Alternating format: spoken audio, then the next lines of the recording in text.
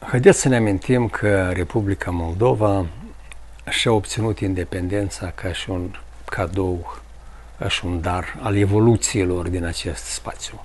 A picat peste cetățeanul moldovean, care nu prea știu să folosească această statalitate și nu prea știu să folosească democrația în interesele proprii. Sunt două cuvinte cheie care caracterizează situația social-politică, economică, nivelul de dezvoltare, etc. al Republicii Moldova astăzi. Stat capturat. Oameni de afaceri care au investit în partide politice, în organizații care se auto-intitulează, se autodenumesc că este partide politice, dar nu sunt partide politice de facto, ca și orice om de afaceri, după ce a investit, încearcă să scoată profit din investiția lui. Situația pentru orice analist cât de cât obiectiv ar suna ca una pre-revoluționară. Societatea este gata să exploadeze. Va exploda ea sau nu? Aici e întrebarea mare. Lumea nu s-a conformat, adică procesele ne vedem că ele încă se fac, dar în același timp ele nu cred că o să mai pot aduce nicio schimbare la noi, adică ele au devenit o rutină la noi. Poporul deja protestează doar pentru idee, mai mult decât pentru o eventuală schimbare. Probabil că sunt deja conformați cu faptul că puțin ce se va schimba, dar totuși ei încearcă, fiindcă nici nu știi cum poate să schimbe. Din cauza aceasta că suntem mioritici, politicienii stau și se uită prin fereastră. Protestează. Să mai protesteze, noi să mai așteptăm alea. Și din cauza asta noi nu putem să ne mișcăm din loc. În ultimele două sondaje noi am ajuns la niște recorduri naționale, ca să zic așa.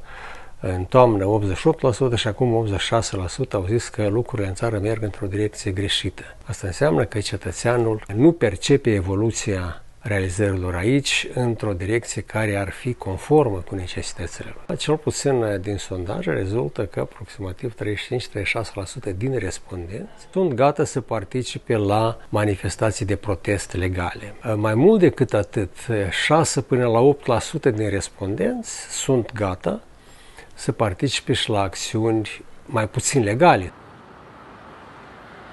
Я, конечно, не поддерживаю наше правительство. То есть меня не устраивает то, что вот происходит. Но в Молдавии как-то так люди живут, вроде бы и протестуют, но и в то же время как-то могут и существовать. Это какой-то, типа, как nonsens какой-то. Nu mi voi să fie o schimbare prin toate acestea, din motive că a luptat multă lume pe timpuri, 89, 2000, și schimbarea n-a avut loc. Protestele trăiesc într-o realitate și puterea într-o cu totul altă realitate. Ei au holdingurile media lor care le arată de dimineață până seară cât de bine e să trăiești în Republica Moldova și ei eu cred că ei nici nu-și pun întrebarea că oamenii care ies în stradă trebuie să fie auziți. La situația pe care o avem astăzi, eu nu văd revolta asta adunându-se în canale potrivite pentru a provoca schimbarea radicală. Lumea votează pe principiu, tu cu cine ești? Cu Rusia sau cu Bruxelles? Se glumește pe la noi alegerile nu sunt politice, ele sunt geopolitice. Aici, în piața Mare Adunări Naționale, noi avem deschise larg ușa spre Uniunea Europeană. Din această cauză, de fapt, și în alegerile din 2010, dar și în special în alegerile parlamentare din 2014, cetățeanul a votat fiind șantajat. Dacă nu votezi cu noi pro-europenii, vin la putere rușii.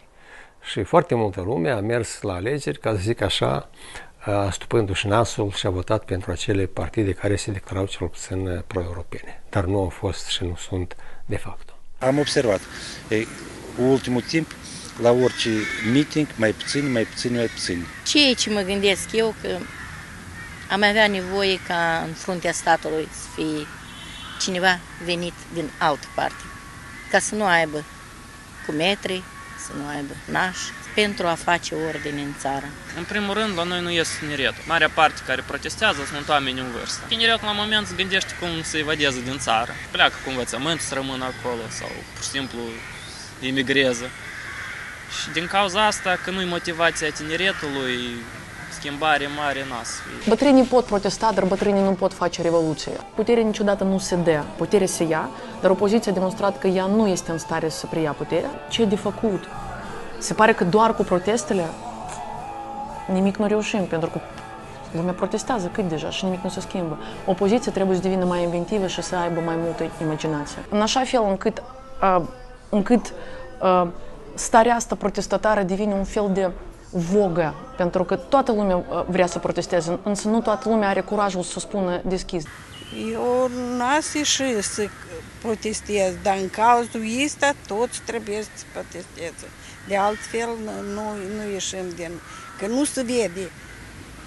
Acei mai mari să vie în contact cu oamenii, cu poporul care dânsul eu ales. Dacă ar fi o adunare extra generală cu sute de mii de oameni cum au fost, da, și atunci la protest.